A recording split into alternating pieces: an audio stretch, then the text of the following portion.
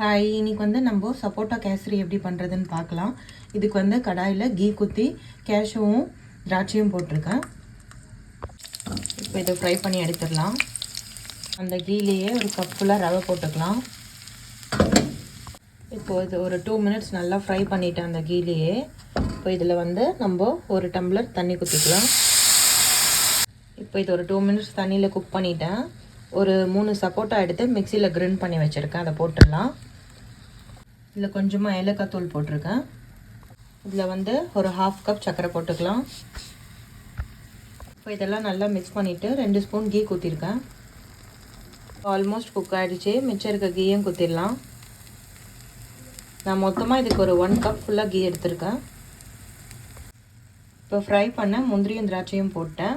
Okay, நான் plating பண்ணிவிட்டு காட்டுறேன். வாவ், ஒரு யம்மியான சப்போட்டா கேசரி ரெடி. நீங்களும் ட்ரை பண்ணுங்கள். Thank you so much.